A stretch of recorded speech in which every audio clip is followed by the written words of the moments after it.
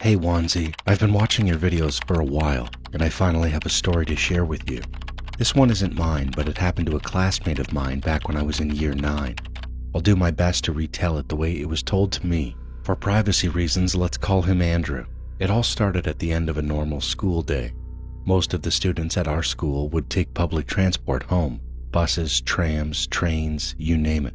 Andrew was Asian, tall, pretty built, and very popular. After school, he'd usually hang out with friends or go on dates.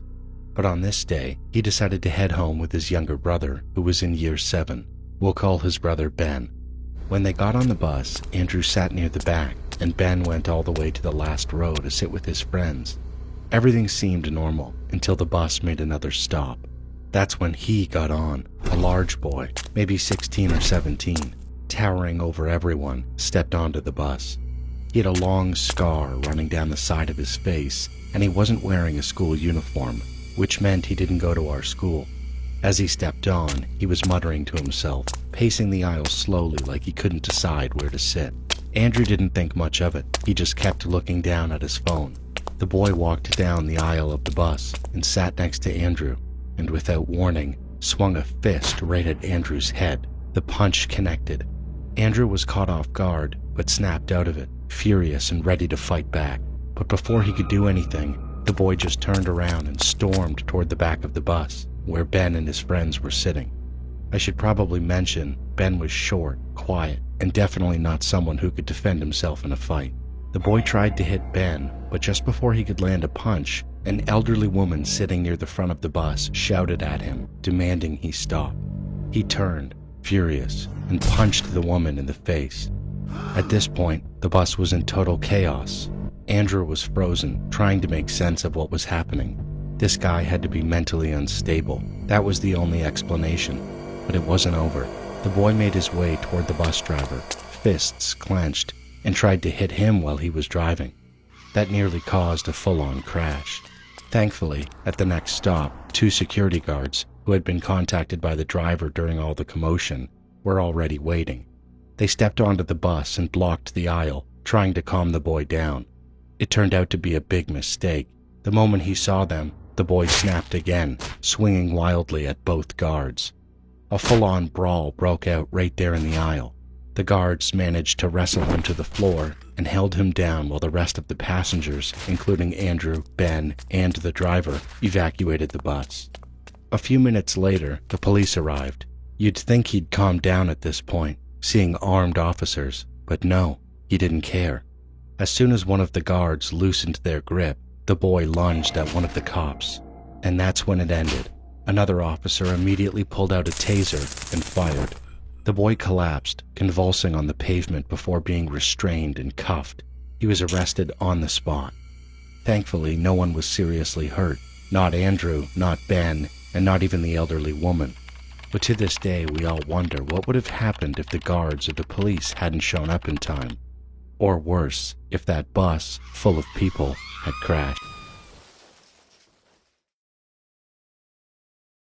Hello, my name is Mai Britt. I'm a woman from Norway, and this is a true story that happened to me a long time ago.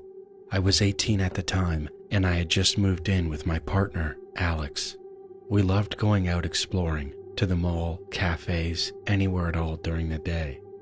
But one day, we decided to come home a little earlier than usual, and looking back, I'm really glad we did. When we got home, I locked the door, or at least I thought I did. You see, I'm hard of hearing, and sometimes I forget to check if I've actually locked the door, especially since I'm always the one who walks in last. That day, we didn't think much of it. We just sat down to watch TV like usual, until we heard loud screaming. It was coming from our neighbors. She lived in the apartment right next to us, and we were used to hearing her yelling at odd hours, especially in the middle of the night. Doors slamming, things breaking, but this time it was during the day. Alex heard footsteps in the hallway, and then suddenly he turned the TV off. We both went quiet, and that's when we heard it. Someone was at our front door, stabbing it over and over again.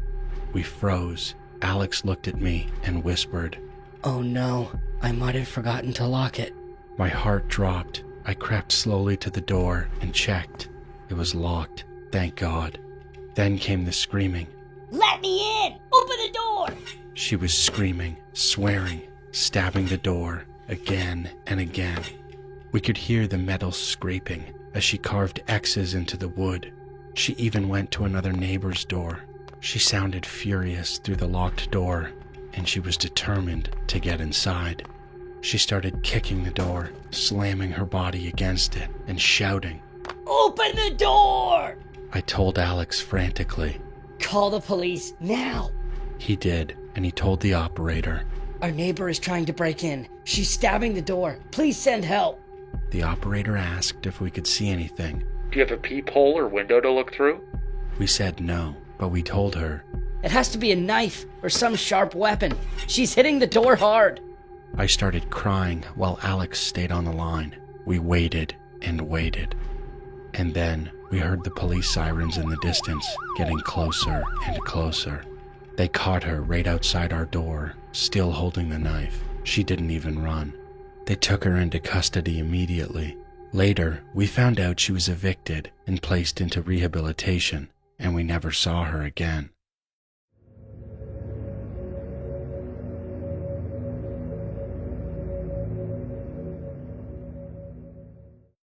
My name is Sparsh. This incident happened when I was 15 years old. My parents were out of town on vacation celebrating their anniversary. They wanted me to come with them, but I had exams the following week, so I stayed back home alone. My mom, being the protective person she is, asked her friend from society to send her son, Sahil, to stay with me. Sahil was 18 years old. I also have an older brother who was 23 at the time, but he was working in a different state. He was planning to come home in a few days. The first 3 days went by smoothly. Sahil and I had a lot of fun, nothing out of the ordinary. Then came the night before my brother's return. He told me he'd be arriving early in the morning, around 4 a.m. So I thought, why not just stay up all night and study? Since I didn't want any distractions, I told Sahil not to stay over that night. After dinner, I got comfortable and started studying.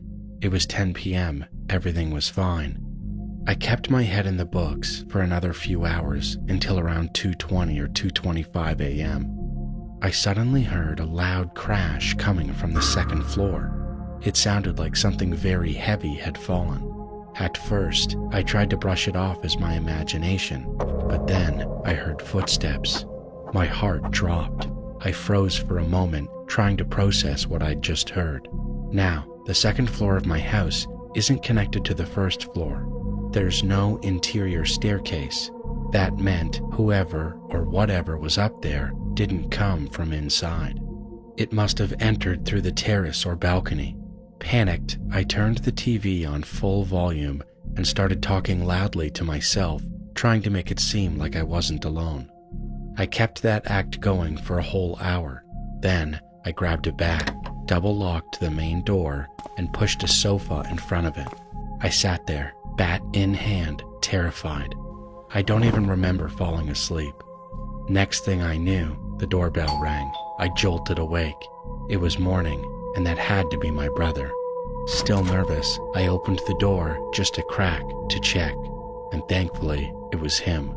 I told him everything, and together, we went upstairs to check, and what we saw shook me to my core.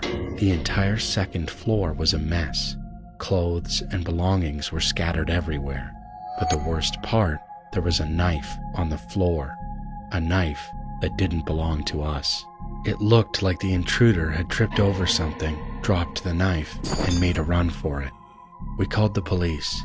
They found no other evidence, but they did take the knife for fingerprint analysis. 1 month later, there was a robbery and a murder in our society.